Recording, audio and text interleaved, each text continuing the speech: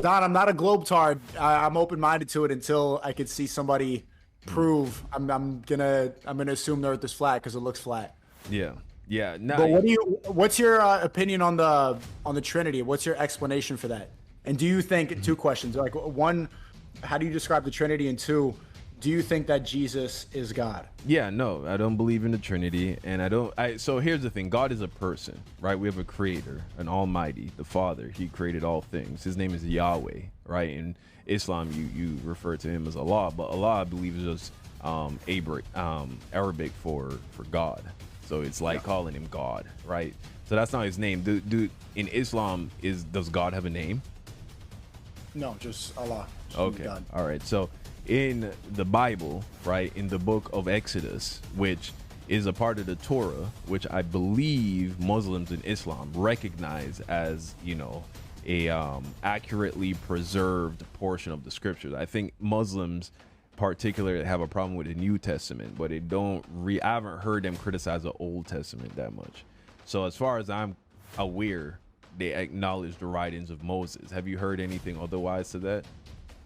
I think that's correct, but there's a lot of criticism in the Quran about the way that Jews conduct business and credit, especially like credit and interest, all that's haram, everything in the Kabbalah and the Talmud, like all the mysticism and stuff, that's completely haram. But Yeah, it's interesting. I don't. What have you heard about the Jews and how they conduct interest? Like they charge interest. well, if you look into the Talmud, or if you even look in the Kabbalah, there's some verses where they talk about it's not a sin to lie to goy. Like they don't think that you can lie to goy because they're the chosen people and they see others as the. That's all nonsense. You know this, right? Yo. What up, Donna? You can hear me good? Yeah, I can hear you good, brother. How you doing, my man? Doing good. Long time no see or talk. Yeah, long time, bro. Long time. How you been, man? I'm good. I've been traveling a lot and just like working hard. I have a fire video in the works right now, and then I'm gonna be traveling more. But grind don't stop. How you Fire been? video like old school Sneako, like in the terms of like you out in the streets with a DSLR. Not out in the streets, but yeah, there's some out in the street stuff. But it's a commentary that I just wrote. I had a fire new video too. If you like the old Sneako, it's called Rat Race. I put it on Twitter. Okay, I'll check it out. I'll check it Yeah, out, you'll like man. Yeah, man. So yeah, there's been a lot of evolution since we last spoke. Yeah, you're a Pharisee now. Apparently that's what they calling me because I preach keeping the commandments and all that. But yeah, and now you are a Muslim. I am, yeah. Okay, all right. So talk to me. Talk to me. I've seen you had a number of conversations with Muslims about your conversion. Have you had any?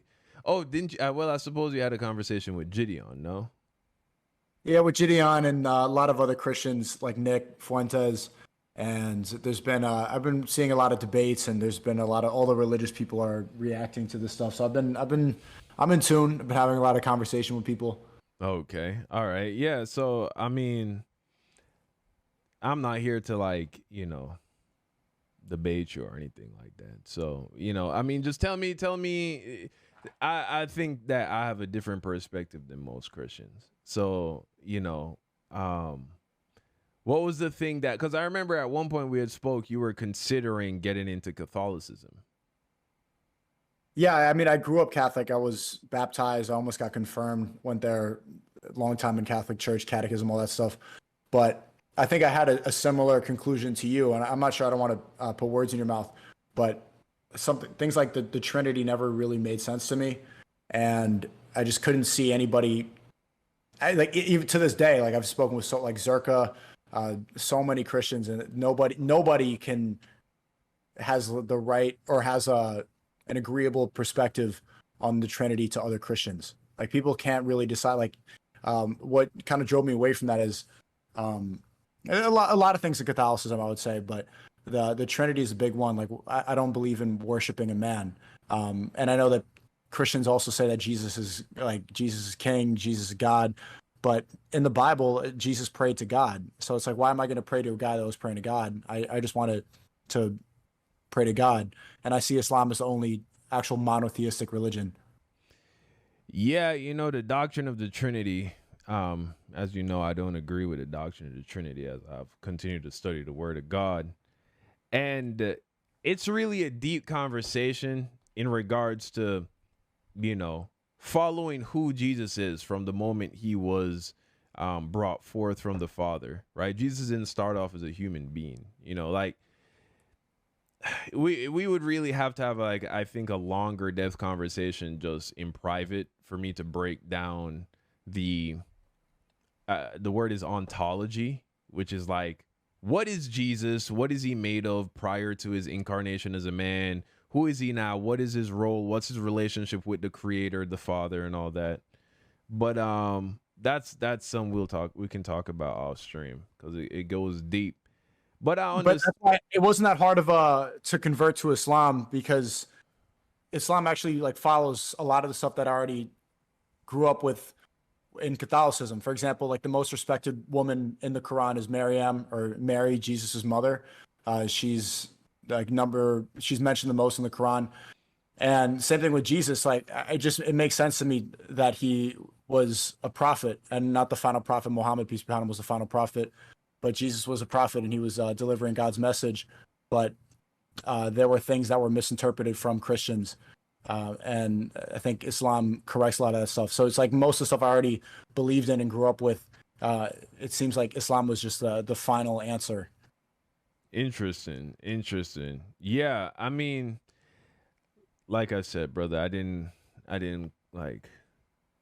I'm not trying to like debate you on anything. I think a lot of this stuff, really, all that a man can do, I believe, is present you with an argument, and then it's up to you on your own time to like evaluate the argument and like take the various points into consideration. So, okay, I hear you. But yeah, I mean, how about this? I mean, we can go into flat Earth. We can go into flat Earth right now, or we can continue down this road. Which road do you want to go down? I just want to talk to young Don. It's been a while. Whatever you want to talk about. I'm an open book. Okay, it's been a while. All right. Give me your rundown, your understanding of like what is the point. First of all, what is the point of Islam to you? What do you think is the point of Islam? What's the end goal? The end goal is to make it into heaven.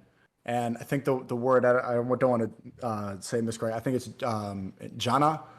So just everything that you do, we believe that everything you do on earth is, in a sense, delayed gratification in order to be in eternal paradise, which is heaven. So that means doing a lot of things that humans don't naturally want to do when it comes to your first desire or pleasure. For example, you need to wait until marriage, and you're not supposed to put alcohol into your body. You're not supposed to put anything negative into your body. You're supposed to pray 5 times a day, even when it's difficult. You have to fast even when it's difficult, because a lot of things that we do enjoy, like it's nice. It feels good to eat a lot of food. It feels good to eat when you want to eat. And like first thing you want to do in the morning is drink water. But Ramadan exists so that you can appreciate food more and you appreciate water more. And the ultimate goal is to have to worship Allah, is to worship God while we're here, because he created everything. And we're going to be judged on the final day. On the day of judgment, our actions are going to be judged. And you want to do what is right while we're here, because you can't take wealth with you. You can't take anything else with you. The only thing that you have with you when you die is your soul. And so how intact can you keep your soul before you die? And the way to do that is to not involve yourself in worldly pleasures and be a good person. Give money away. You want to give 2.5% of your money to charity. You want to respect people and just overall be a good person. Yeah. I mean, a lot of that stuff is, it sounds very honorable, sounds very noble, and I don't have a problem with any of that stuff. In fact, many of these kinds of behaviors are encouraged by God through the scriptures. But if I may, can I give you my understanding of what Jesus was like pitching, like to understand? So so the end goal is you go to heaven. It sounds like, right? And I imagine you go to heaven in some kind of like a spiritual disembodied form. Is that your understanding? I don't know exactly what I haven't finished the Quran, but from my understanding, it's like Muslims, we don't really think that we can conceptualize a lot of these things. Like we don't think that it's important to conceptualize God because we are not capable of understanding exactly what God is. Like you're not supposed to draw him. You're not supposed to draw Muhammad, peace be upon him, or any of the prophets. You're just supposed to be as good as you can here, and then you see eternal paradise. I'm not sure exactly how it's described, but from what I understand, the rest of Islam, it's not even worth trying to conceptualize. So we don't know exactly what it will look like or be like, but it will be eternal paradise. Okay. So, all right. Let's incorporate a little bit of flat Earth into the conversation because I think this can help a lot. So I saw your conversation with Sheikh Usman. Yeah. He doesn't believe in flat Earth. No. Clearly, he believes the Quran doesn't preach flat Earth, but you believe in flat Earth. I don't know if I believe in flat Earth, but I haven't seen it around, and there are some disagreements with Muslims about that. I would say I've spoken to some other sheikhs in different masjids, and mostly it doesn't say anything specifically about flat Earth. But from what I understand, it's not anything. It's like the Quran doesn't really specify that. So there's some passages that say like the Earth is spread thin like a rug or like a carpet. Yeah. But it's you can't take a lot of this stuff from the Quran literally. In English because it's written in Arabic. So they encourage me to not take everything literally and learn from a scholar. They don't want you to read the Quran and then misinterpret a lot of time. For example, like there's some passages where it says, where some people can misinterpret and think that God has two right hands, but we can't conceptualize God. So a lot of it is metaphorical in the Quran. A lot of it, you're not supposed to be able to translate literally. A lot of it is metaphorical like a song. Interesting. Yeah, I mean, I'm not an expert in the Quran, but okay. So me personally, I believe that we live in a firmament cosmology. I don't believe we live on a spinning ball, brother. I'll be honest with you. I don't believe we live on a spinning ball, man. I believe there's a firmament above. Now, of course, this is primarily due to, this is just what the scriptures preach, right? The Bible in the book of Joshua teaches us that there was a day where God had the sun stand still for 24 hours, right? This is clearly not a metaphor. It's clearly not an analogy. It's clearly like attempting to be like a historical event being documented. There was a point in time where the sun stood still in the sky for 24 hours. This is impossible on a spinning ball model of the earth. All you got to do is YouTube what would happen if the earth stopped spinning. There've been countless of like physics and science channels that have made like models of that happening. The earth would be absolutely destroyed. For the earth to come to a complete standstill, there would be tsunamis, hurricanes, earthquakes, tornadoes. It would just completely rip the earth apart. No one would survive that. And of course, then there's the subsequent making the earth respin again, which would cause the same event to happen all over again. So most certainly, if the sun stopped, God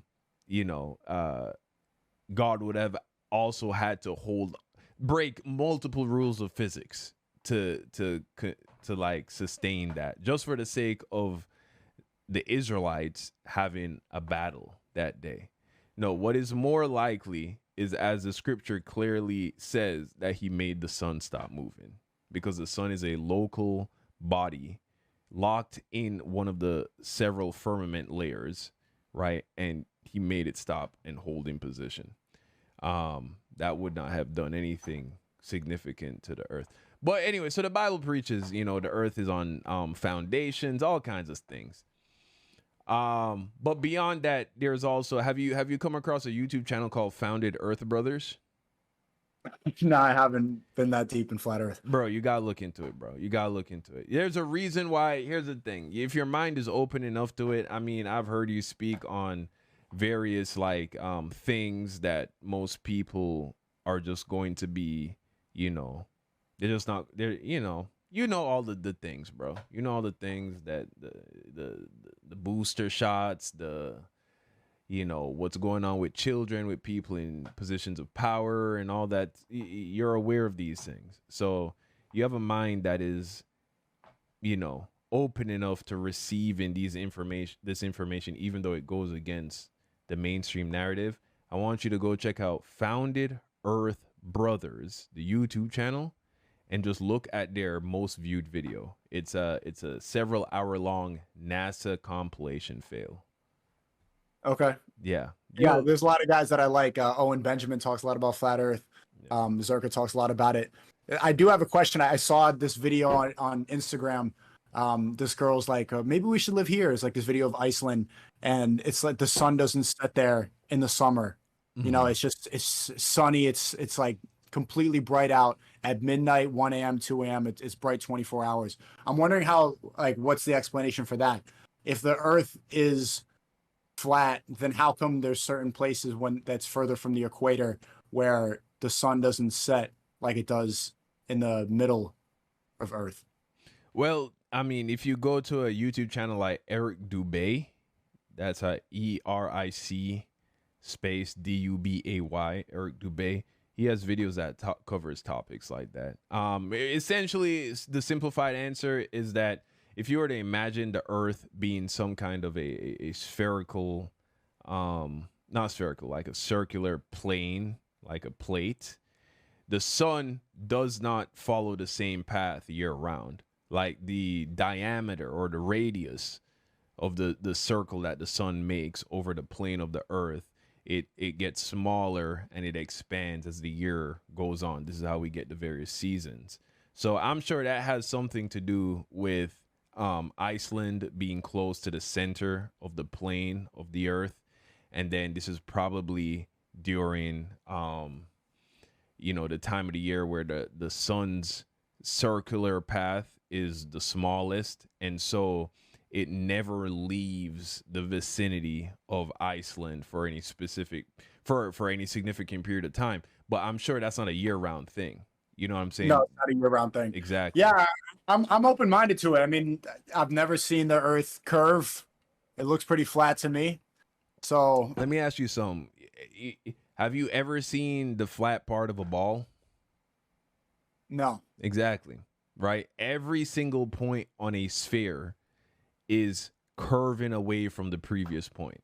So the fact that you can observe tens of miles of horizon, flat horizon, that tells you. That alone tells you. Do you know what NASA means? I don't want to get this wrong, but do you know what NASA means in Hebrew? Yeah, Nasha, right? It means deception. Deception. And in there's another language, I think it might be Hindi. NASA means some other evil dark thing. I can't remember right now. But yeah, bro, it's all lies, bro. Go and look at the NASA compilation by Founded Earth Brothers. That will tell you everything you need to know. It's maybe Elon Musk was trying to tell us space. Elon is a part of it, bro. Space isn't real. No, brother, he's a part of it. He's telling people he's putting things on Mars, bro. He's a part of the lie. Oh, Mars isn't real. No, not the planet. It's a star. It's a wandering star in the firmament. But yeah, this idea here's the thing. What a missed opportunity, huh? Put a GoPro on the spaceship and point it back to Earth. Since he's sending it, forget the moon. He sent this thing all the way to Mars. Just put a little camera on the back, turn it to Earth so we can see it go from where it launched from all the way to the upper atmospheres of the globe, all the way out past, the Earth's orbit, so we could just see the Earth, a time lapse of the Earth getting smaller and smaller and smaller till we see our little circle ball. What a missed opportunity. Would have cost him like $100. Wow. Crazy how you can do that. Don, I'm not a globetard. I'm open-minded to it until I could see somebody prove. I'm gonna assume the Earth is flat because it looks flat. Yeah. Yeah. But No. what's your opinion on the Trinity? What's your explanation for that? And do you think, two questions, like one, how do you describe the Trinity? And two, do you think that Jesus is God? Yeah, no, I don't believe in the Trinity, and I don't. So here's the thing: God is a person, right? We have a Creator, an Almighty, the Father. He created all things. His name is Yahweh, right? In Islam, you refer to him as Allah, but Allah, I believe, is just Arabic for God. So it's like Yeah. calling him God, right? So that's not his name. Do in Islam does God have a name? No, just Allah. Just means Okay. God. All right. So in the Bible, right, in the book of Exodus, which is a part of the Torah, which I believe Muslims and Islam recognize as, a accurately preserved portion of the scriptures. I think Muslims particularly have a problem with the New Testament, but I haven't heard them criticize the Old Testament that much. So as far as I'm aware, they acknowledge the writings of Moses. Have you heard anything otherwise to that? I think that's correct, but there's a lot of criticism in the Quran about the way that Jews conduct business and credit, especially like credit and interest, all that's haram, everything in the Kabbalah and the Talmud, like all the mysticism and stuff, that's completely haram. But Yeah, it's interesting. I don't. What have you heard about the Jews and how they conduct interest? Like they charge interest. well, if you look into the Talmud, or if you even look in the Kabbalah, there's a lot of there's some verses where they talk about it's not a sin to lie to goy. Like they don't think that you can lie to goy because they're the chosen people and they see others as That's the, all the nonsense. You know this, right? You know yeah, that none of that is well, scripture, right?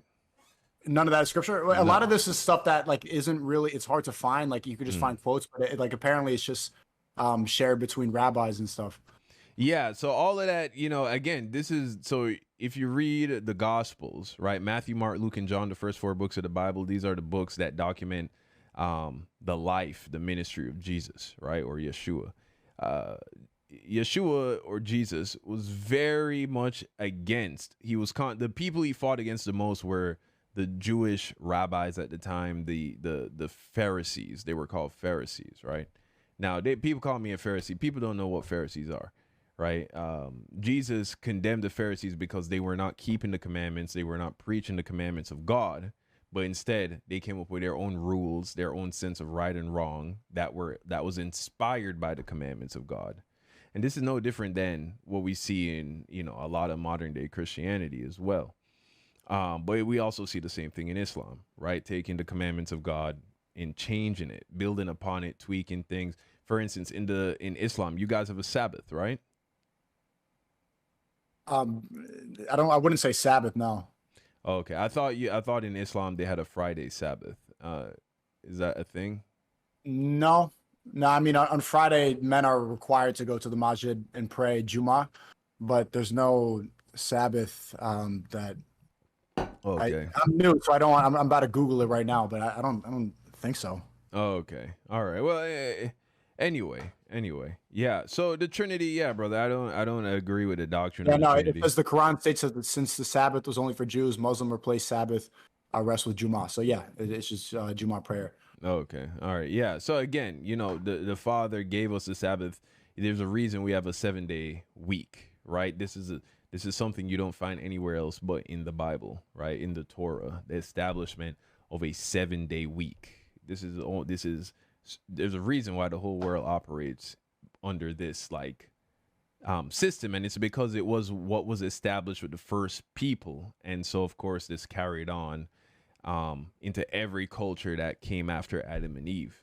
And the seventh day is a Sabbath day, and it's a day of rest. But so yeah, with the Trinity, I don't subscribe to the doctrine of the Trinity, brother. It is not a doctrine that one need the Bible require. The Bible doesn't teach a Trinity. There is not a single verse or a single section in the Bible that attempts to teach the concept of the Trinity. The Trinity is a doctrine that is derived from various verses in the Bible, and people philosophizing, right? They say, oh well, if I understand this verse like this, and I understand this verse like this, and I understand this verse like this, and I combine them together, what you get is the concept of the Trinity. But you can't find a single verse where Jesus or any of the apostles or the apostle Paul attempts to teach the concept of Yahweh being a being consistent of three different persons. And so, yeah, you don't So you need. believe in one God? Yeah, I believe in one. You I believe believe in the Father, Yahweh. He's the creator. Now, one God, one yeah, creator. Do you believe Jesus was God? no, right? So here's the thing: the word God, as established in the religion of Christianity, right, or in the religion of following Yahweh. This at one point was, the religion of the Israelites, which now gets conflated with modern day Judaism, but they are not the same at all. And then now the modern religion of Christianity, which in my opinion has deviated incredibly from the true path, the true way that was taught by Jesus and the prophets that came before him, right? Not to diminish Jesus to solely just being a prophet, as you would hear in Islam, right? A prophet what is a prophet? Is a prophet who's someone who brings the message of God. A messenger. Right. So Jesus was a prophet in the sense of that was one of the titles that he bore, but he wore many hats, right? He is also going to be the king of the coming kingdom of God that will descend through this is why I brought up the flat earth stuff, because it is an integral part to the concept of what is the end game for Christianity. We were talking about what the end game is for Islam. The end game for Christianity is that God will descend with his son and a city. Imagine a city the size of multiple states, right? More wondrous than any city you've ever been to, right? Descending out of the sky. This is what the Bible tells us we will see, right? How is that possible in a globe earth model in a vacuum of space? It's not possible. It's stupid, right? But What type of Christian do you consider yourself now? I don't even wear that title anymore. You're not a Christian. They've kicked me out of the club. They don't call me a Christian no more, because the Trinity is a part of their religious doctrine, and I don't care. I was never in it for the group. I was just trying to find the truth, and the truth is in the Bible. It's in Yeshua, and it's in his Father. But I don't care about the title. I don't care about the group. So yeah, I just believe. It sounds like you're very close to Islam.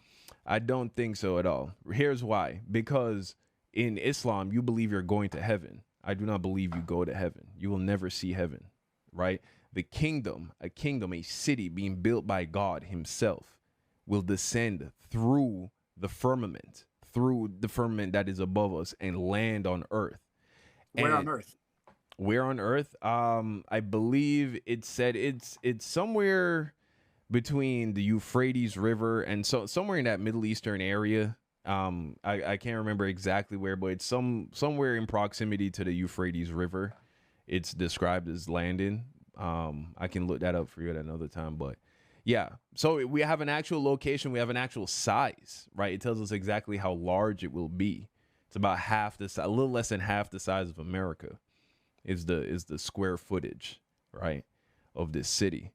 And so anyway, this city, this kingdom of heaven, will descend down, and Yeshua, Jesus, the Son of God. Now, okay, so here's what I want you to imagine, right? There are different species of beings, right, that make up reality, okay? We have God, right, who is a one of one, Yahweh the Father. Then he created angels. That's another type of being. He also created humans. That's another type of being. He created the animals, the brute beasts of the earth. This is a different kind of being and all that. Well, he begat a son, Yeshua, the only other being, the only other person who is like the Father, identical to the Father in his, I suppose you can say his makeup, right? He's identical to the Father in that sense. Like, he's literally the Son of God, but he himself is not God. He is a child of God. He's the offspring of God, right? And he's a prince. essentially, right? The Father, God, He is the King. You still there, or did you freeze on me? Oh, wait. Did you freeze on me? I don't know what just happened.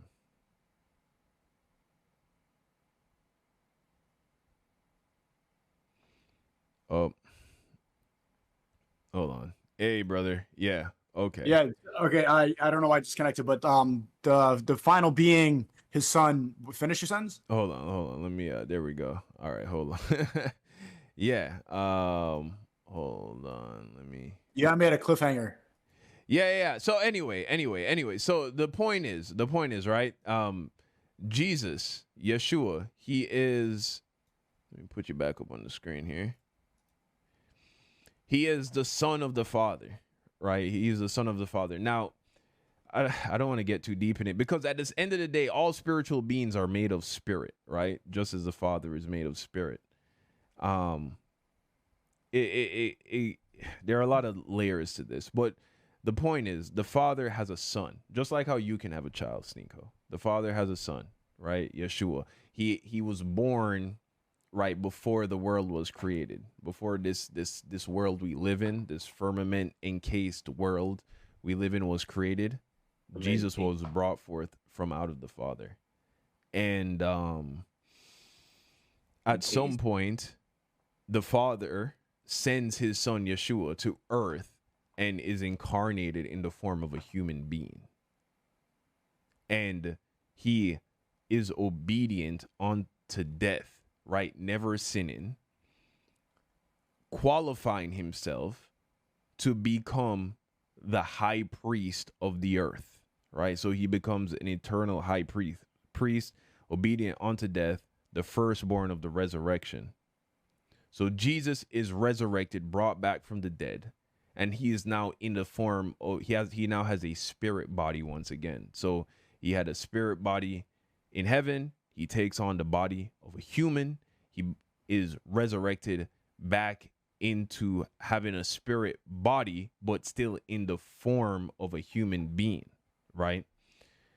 And so now he can go back to heaven and dwell in the presence of the Father. The Bible tells us that a human being, right? Flesh and blood cannot inherit the kingdom of God.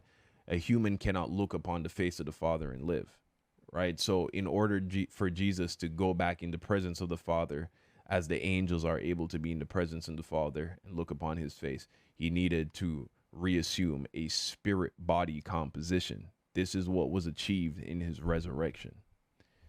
And so ultimately, to gain access to the coming kingdom of God that is coming through the firmament down from heaven, you must also receive a body like Jesus has.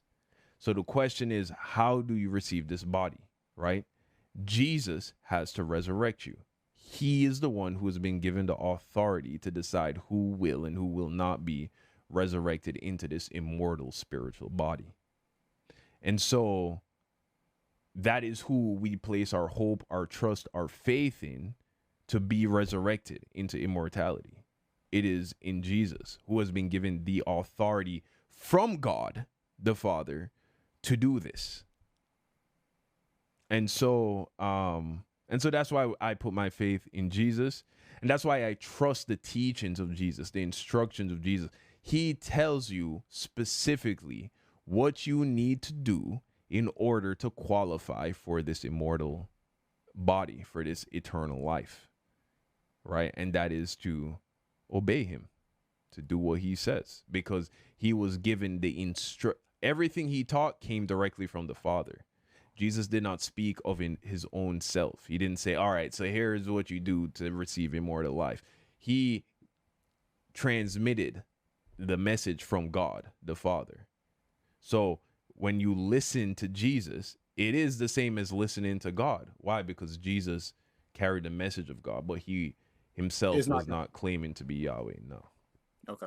Mm-hmm. It sounds like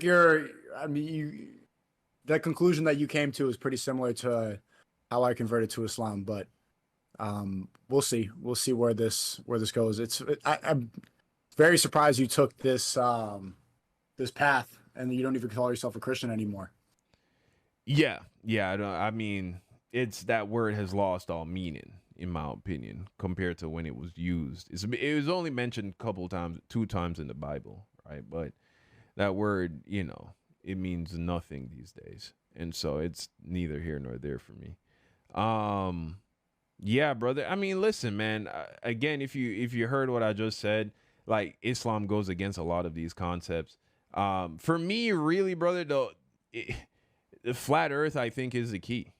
Flat Earth, I do believe, is the key because the Bible and all the various books that have been taken out of the Bible, such as First Enoch, right? This is a book I would highly suggest you look into. It explains more in detail um, how everything is constructed by God. And so anyway, once you come to the realization you don't live on a spinning ball in an infinite vacuum barreling through the nothingness of space, and that you live in a created enclosed system that is being watched over by the Father, now you got to ask yourself which scripture most accurately communicates that. And I mean, it's the Bible. It's the Bible. I mean, as you've heard it yourself, even modern Muslims, they completely disavow, that the Quran even attempts to talk about the earth not being a spinning ball. I don't know if they completely disavow that. It's just that they don't think that, or we don't think that the Quran specifies exactly whether or not the earth is flat or round. It just doesn't really get into the details about that. One thing I do got to give Christians credit for is I think that the next psyop of aliens coming to invade is a way for them to introduce demons under the guise of aliens. That makes sense to me. That this is how they're going to introduce a lot of evil and make people like, whoa, it's going to be on the news. We're going to think it's cool. And we're not going to see it for what it really is. Yeah, brother. I mean, the alien thing is all a lie, clearly. Obviously, there is no space. There is no outer space. That's not a real thing. So yeah. Whether or not they're going to be introducing, I mean, there are plenty of videos I got you to watch, bro. I need for you to watch. There are plenty of videos. I mean, all the links, man. I'll make sure to Yeah. I need stuff to react to on stream once I get back to it. Yeah. But all right, let's talk about that. Let's change conversation a little bit. So how's Rumble been treating you? Rumble's good, man. I've been streaming on Rumble longer than YouTube. I think when you came to my apartment in Brooklyn, I was like maybe 3 months into streaming on YouTube. I only streamed for like 5 or 6 before I got banned. I've been on Rumble for 8 months now. I think over 8 months. Isn't it crazy to think that I've been a Rumble streamer longer than a YouTube streamer? That's good. There's a chance that I could get right now I'm in the process of trying to get my YouTube channels back because they reversed the election misinformation policy in 2020, saying that, I don't want to say it exactly in case it's whatever, but you weren't allowed to insinuate that certain politicians might have had the election rigged against them in 2020, and I did. And that was one of my strikes. But they removed that policy. You're allowed to actually talk about that now. So if I get that strike removed, then I would get my channels reinstated. And that would be huge because I really do miss the main channel. I'm in my main channel vibes right now. I'm making some. I would recommend you watch. I'll watch your videos if you watch Rat Race on stream. It's on Twitter and Rumble. The video's fire. But if I get my main channel back, that'd be huge. But we'll see. I don't want to get my hopes up about it because I probably shouldn't. But Rumble's good, and yeah, and talks with other streaming websites. But yeah, I think I survived the cancellation pretty well. I was pretty. Yeah, we were talking when that happened. That was pretty brutal. But I'm still here. Yeah, no, bro. You seem to be doing great, man. You seem to be doing great. And that's dope, man.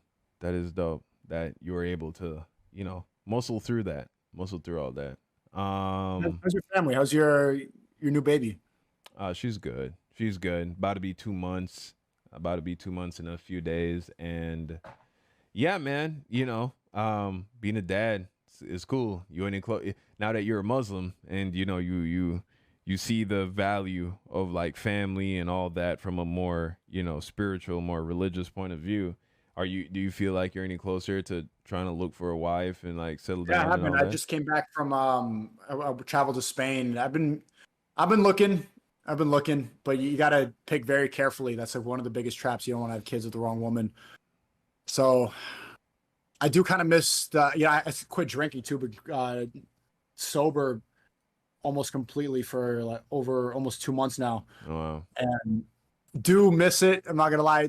Thinking back to Brooklyn, like when we had a couple drinks, it's still it's I can't lie. It's after a long day, a glass of wine or something like that. Yeah. But Hey a lot man, of here's more the thing: if you're a mental Christian, you can drink, bro. You said no when you came to Brooklyn, though. You said that in the Bible, you weren't allowed to drink. I mean, I'm. If I had said that, I still had a lot to learn. If I Okay, you're yeah. drinking again. Yeah, so that's again. Here's the problem. So in the Bible, through the prophet Moses, right? God tells us exactly how to live righteously. He gives us instructions for how to live righteously. It's called the Torah, right? And some people say it's this, like they try to put a number on it, say it's 600 something laws and all that, but that's a complete mischaracterization of God is just instructing us, telling us what is good behavior, what is right behavior. If you borrow something from somebody, this is what you do. If you lend someone money to somebody, do not charge interest. Like, to make them seem as if there are 600 things you have to do on a to-do list every day is just completely false. It's just he breaks down to you, what does it look like to live righteously, right? And modern Christianity has done away with it, right? They have fought for this idea that God's laws have been dissolved by Jesus and replaced with this concept of just love people, right? Love people, and thus you fulfill all the law. And in doing that, because I believe that humans are designed with, the same moral compass that God has, right? We realize, there's got to be something more. There's got to be more to this living righteously, living right in the sight of God. But because we have done away with the instructions he gave us, you have modern Christians coming up with their own new laws, their own new rules, right? And so some sects of Christianity, right? You go to some Baptist churches, they'll tell you can't drink at all. Right? Some denominations such as Seventh-day Adventists, a lot of them will tell you can't drink at all, even though Jesus turned water into wine. They'll read into the scriptures and says, oh, it was just talking about juice. Jesus turned water into grape juice. You know what I'm saying?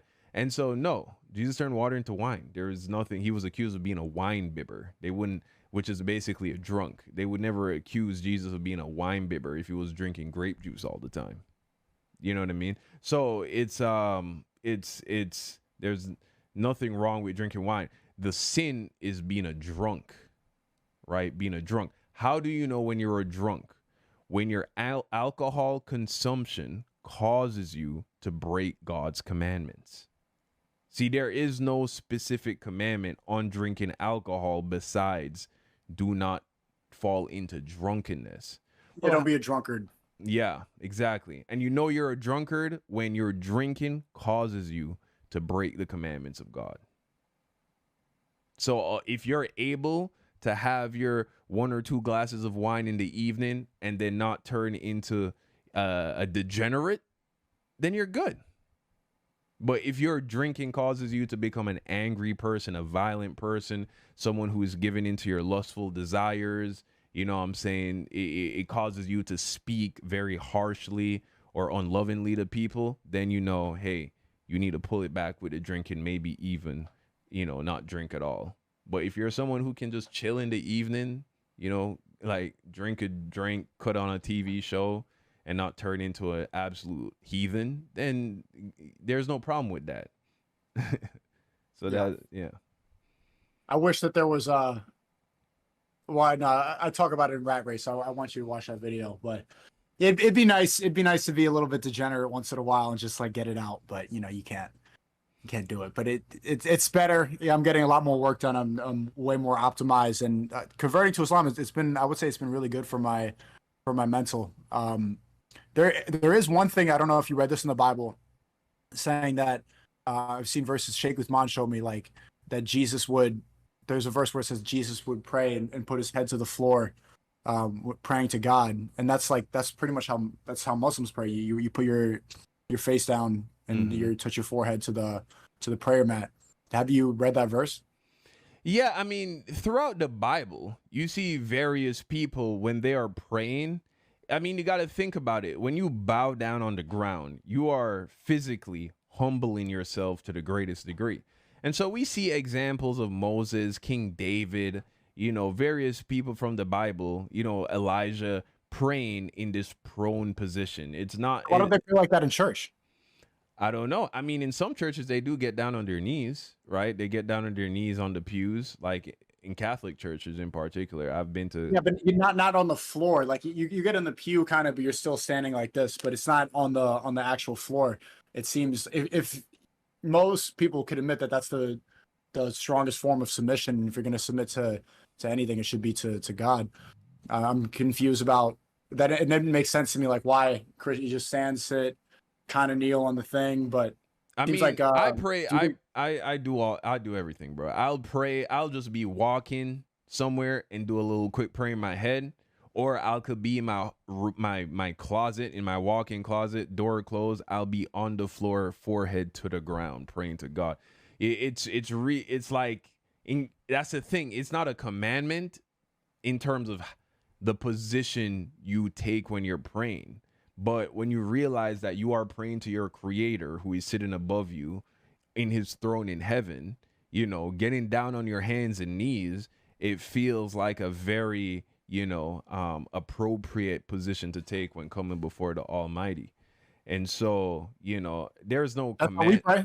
Yeah, I mean, yeah, but here's the thing. At the end of the day, what matters is, the genuineness of your prayer and, your relationship with God. See, it doesn't matter if you get on the floor and put your head to the floor if you're not having a genuine conversation with the creator. You know what I mean? So that's really what we care about. But I think it's a good thing. I think it's a good thing to pray, in that prone position because it makes you very humble, but you're not always in a place to do that. You see, here's the difference though between like maybe you might have been in airports and seen Muslims doing that. I don't know if you've ever Yeah. seen that. Yeah, they even in the Arab world, they even have sections where you can go and pray off to the side in an airport, like prayer room specifically.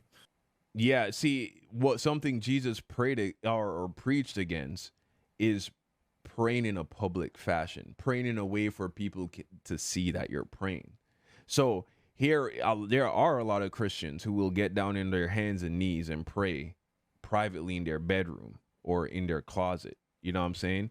But who you making a show for? If God is all knowing and can No, hear your. Muslims don't. We don't make it a show. It's just that when you're out or you're working or you're in a place where you can't find a private place available, Mhm. then yeah, then you do it in public. Like you'll see people working at halal restaurants and they'll put the prayer mat next to their food cart, for example. But that's only because of out of proximity, and there's nothing else available. So that's a good exception to the rule. If you have no private place, then it's better to pray than not pray. But obviously, that's not like there's no part in the Quran where it says you're putting on a show.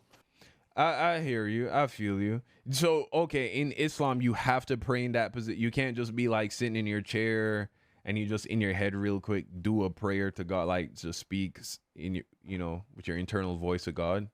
They make exceptions too. If you're like an old man or you're disabled, then you could sit in a chair if you can actually get to the floor. But that's what you're supposed to do.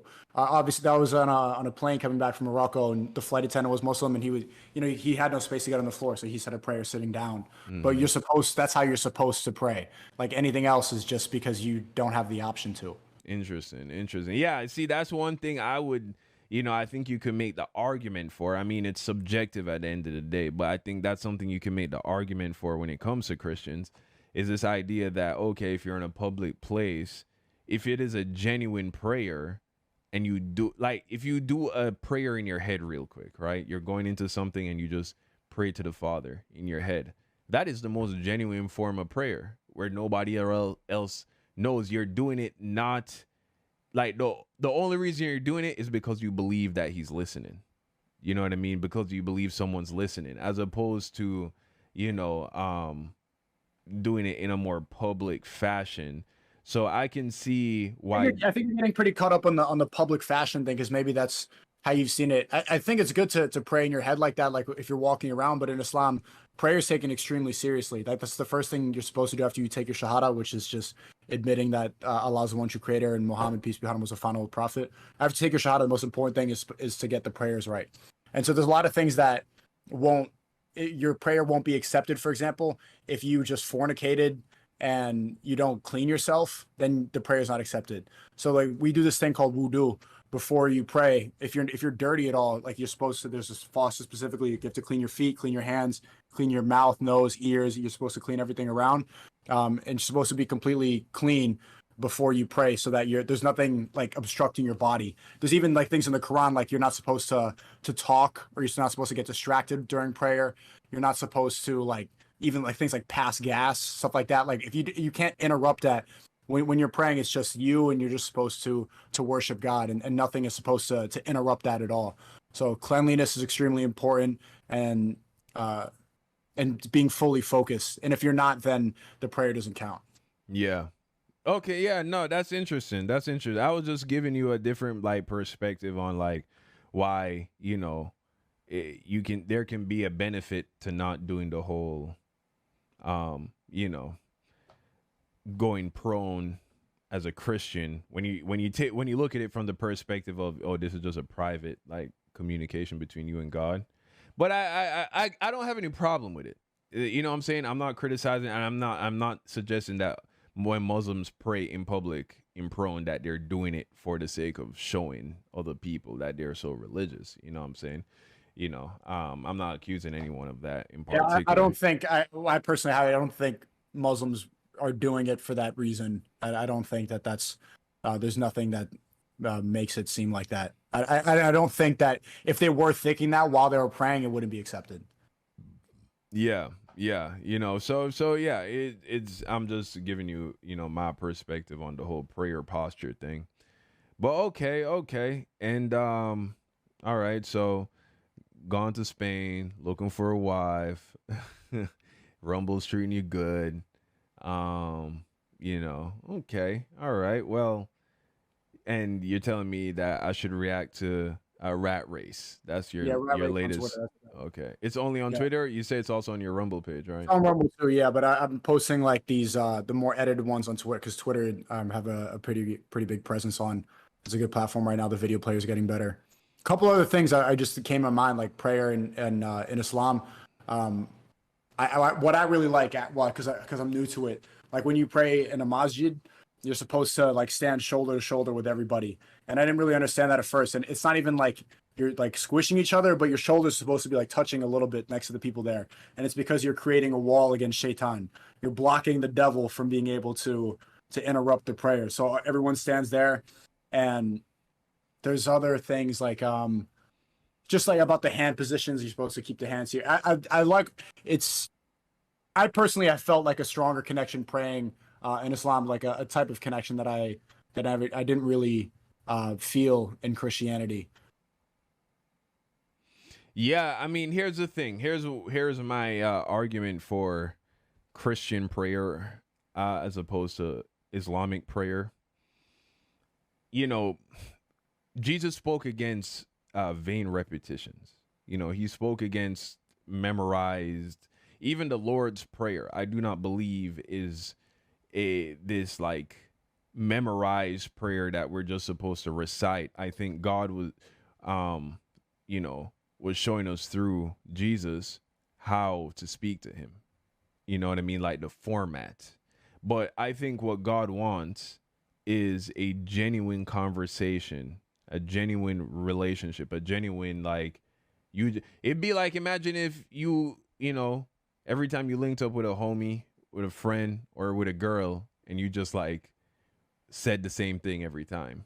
Yeah, I had that apprehension at first too, but as you start getting, because you're supposed to always repeat certain phrases when you pray at the different times of day, but it's not like you're just saying that to Allah. You're reciting the prayer, but in that moment when you're reciting it, that's when you're having the conversation. It's not like you're saying the words. It's not like when you say the Our Father 10 times after the priest tells you to do that in confession.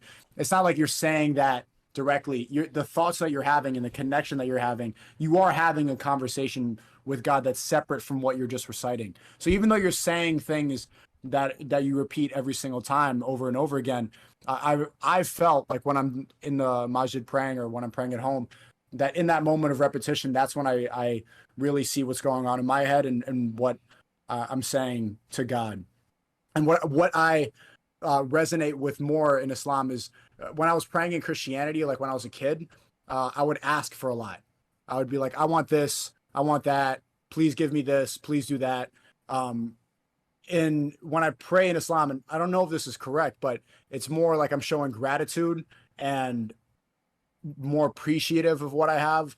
And I don't feel the when I'm praying, I'm not asking. I'm not saying I want this. I'm grateful and I'm praying and I'm appreciative of the people around me and my loved ones and everything, and hoping that if I do the right things or when I do the right things, that everybody will be okay. So it's more just it's more gratitude in the prayer for me.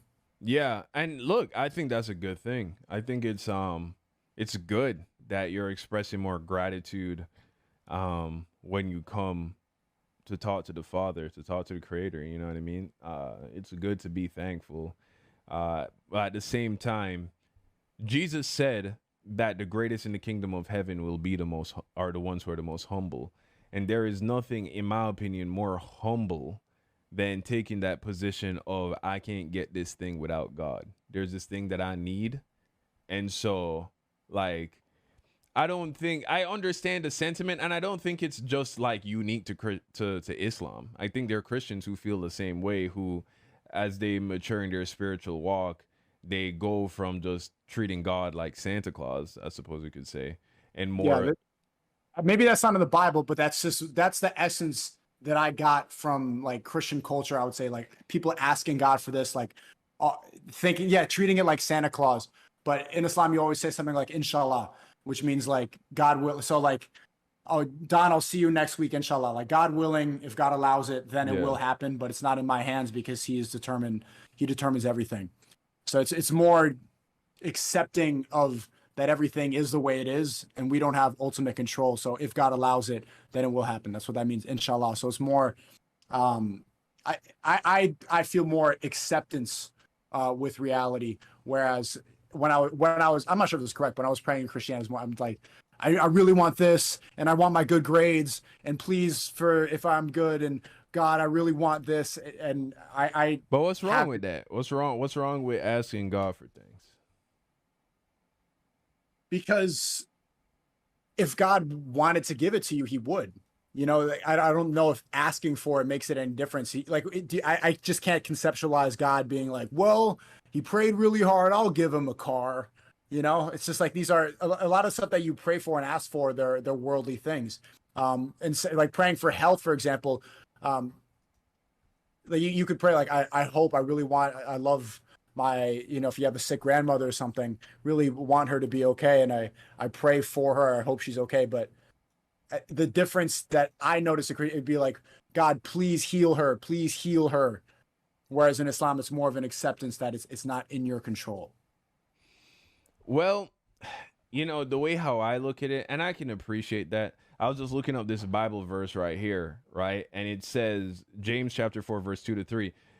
You want what you don't have, so you scheme and you kill to get it. You are jealous of what others have, but you can't get it, so you fight and wage war to take it away from them. Yet you don't have what you want because you do not ask God for it. And even when you ask, you don't get it because your motives are all wrong. You only want that which will give you pleasure. And so that same sentiment you're expressing is in the Bible. And remember, the Bible was written, the entire Bible is completed hundreds of years. Oh, did I lose you again? I think I might have lost you. Hold on again. Hold on. You still there? Oh, here we go again. Hold on. Yeah, we're back. Okay. Okay, I heard it. I clocked into the stream and I was able to hear what you're saying. Okay, yeah, I was just hold on, let me here, you turning your camera back on? Yeah. I do got to get going after this. I'm in the middle of a hardcore edit, so I don't want to. For sure. Yeah, we'll just wrap up here. I was just trying to like, share with you that, the Bible was completed hundreds of years before the Quran was written. And Yeah. this same idea, the same sentiment was already found in the scriptures. So the idea that, you're not supposed to add, one, no man knows the future. Two, ultimately you're not supposed to be asking God for things that are only for the sake of pleasure in your flesh. And but the beauty behind asking God for things is acknowledging that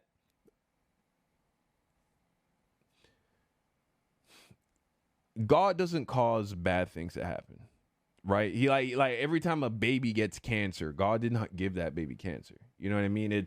We are the things that are happening today, as I understand it, are a consequence of, decisions that are made by flawed human beings, right? And the domino effect goes all the way back to Adam and Eve. And so these things are playing out, but God being an all powerful being, right? Someone who is able to intervene at his will and change the course. Things could be going down one path, but he has the power and the ability to change the course of things. If based off of genetics, based off of just the way things are working out from a like logical scientific point of view, someone has cancer and they're going to die. This is cancer that, if all things are allowed to play out as they will most logically play out, that person will die. God has the ability to intervene and change that situation. And just like how you, when you become a father, you will have the ability to buy your kids whatever, right? But you're not just going to go out every day and just try and just buy them whatever they want. But if you have an obedient child who is a good child, right? He comes to you one day and just be like, hey, dad, there's this one thing I really want. You may be more inclined to be like, okay, I'll go get you that one thing that you really want. It's no different. You know what I'm saying? So you being an obedient child of God, keeping his commandments, walking the way he wants you to walk. And then one day someone you really love gets sick and the doctors are like, yeah, this is not looking good. And so you decide to fast and pray and you beg your father, your heavenly father, who you have a real relationship with, hey, father, things are looking real grim with so-and-so, but I need you to do, please, could you save this person? The father may shine his face upon you, right? And be like, you know what, my faithful and loving son, I got you. I'm gonna do this for you. And then through his spirit, he heals this person. That's a real thing. It reflects more of an actual relationship, realizing that the creator is a person just like you and I, and we are made in his image. You feel me? So that's the way how I see God. God is like us in a lot of ways. You know what I mean? So, but yeah. Yeah, it probably has to be, but we don't believe it's really worth conceptualizing too much. But even saying that, we still address God as he, so a masculine figure in the Quran. So there must be some correlation. But I don't think that we say that God created man in his image the way that Christians do in the Bible. Yeah, but yeah, brother. All right. Well, yeah, man. Thanks for so short notice, giving us your time and, catching up. We should definitely talk more about these things and in the future. And, we'll watch that video. We'll probably react to it tomorrow because I'll probably go to bed after this. But all right. Yeah. It's only 5 minutes. It's only 5 minutes. All right. I'll watch it right after we get off stream. It's fire, man. You're gonna like the camera work and everything, and like I edited it too. I think it's really good. But it's good to talk to you, man. I like the beard, looking very, very Muslim. Shut up. Beard like that. Shut up. Come on, man. Shut Hey, we'll talk up. Yeah, nah, brother. I'm saying I appreciate that, and yeah, it was great talking to you, brother. We gotta talk again soon. All right, talk soon, man. All right, bro. Peace out. Peace. Yeah, guys, let's check out Sneako's video.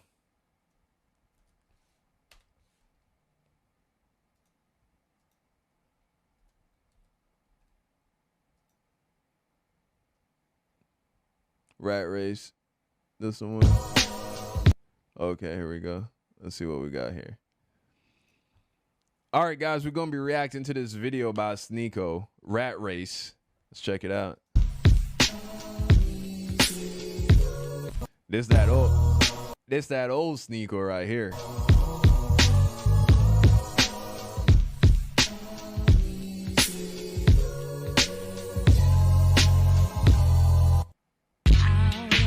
I'm spending the final days of my early 20s traveling the world trying to find the ideal place to raise a family. The original plan was keep being a degenerate until I'm 30 before kneeling on a prayer mat, but you can't procrastinate truth forever. You can't ignore how most 20-somethings are currently parading in the streets celebrating the deadliest sin with rainbows. Most of them don't even want to have children for illegitimate reasons ranging from climate change to feminism. And even though I probably won't buy a house in the middle of nowhere Spain, I see this search as the highest act of resistance. People throw the term selling out a lot, and I believe that if you accept a dead-end fucking job to pay your bills, you're selling out. Those conversations you have when you're 40 about what could have been, should have been.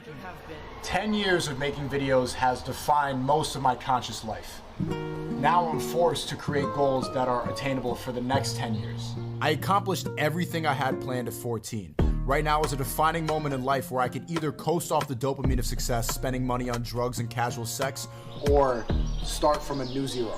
You only live once, and no matter what rap lyrics will tell you, that doesn't mean getting hammered out of your mind every Friday. We both know the correct decision, but people need a constant reminder. These worldly temptations were outlined for 2 hours straight by a sheikh that I met in Madrid.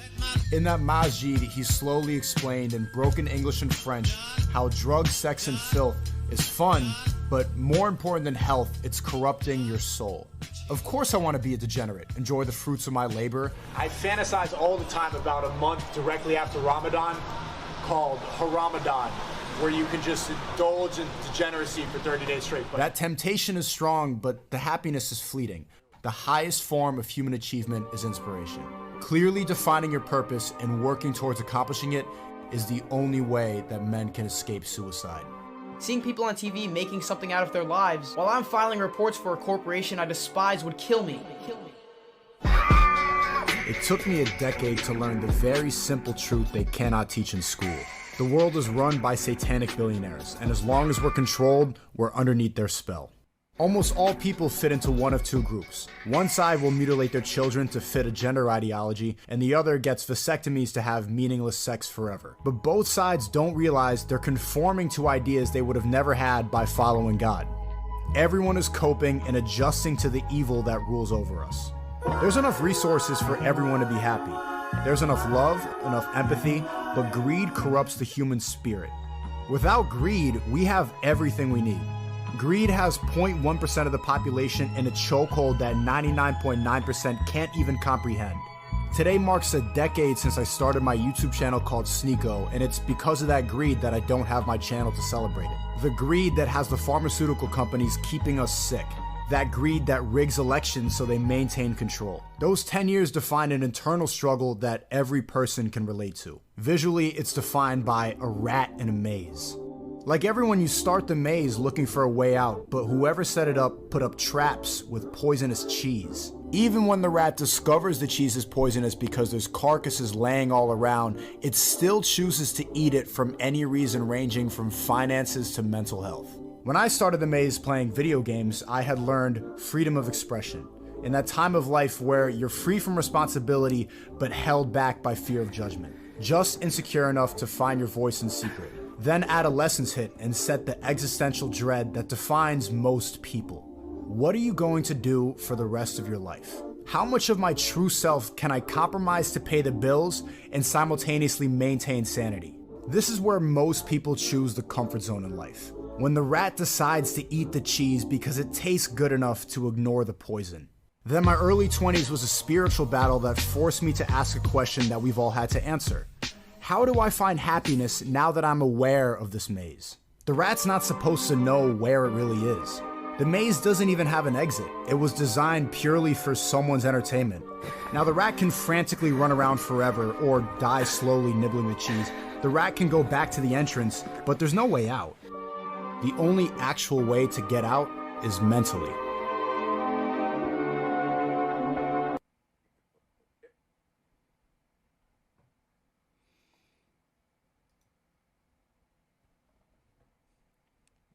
That was real.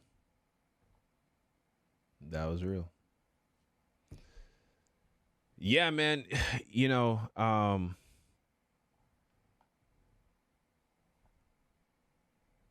like the direction that Sneako's going in personally. You know, I know a lot of people are upset about the fact that he's a Muslim now and all that. But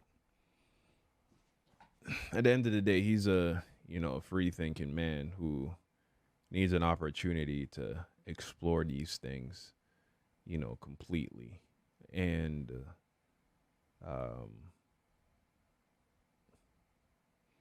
you know, I think he's a genuine person looking for truth. I mean, everybody, the path is messy for most people. It most certainly is messy for me. So I don't, you know, just continue to share things with him, and ultimately, you know, we all we can do is plant the seed, and God waters it and grows the plant. But you know, I think, you know, Sneako is a genuine person trying to really get to the bottom of things. You know what I'm saying? So I think he has good intentions. Okay. Well, that was a dope video. Very, very, you know, old Sneako-esque. Very you know, artistic.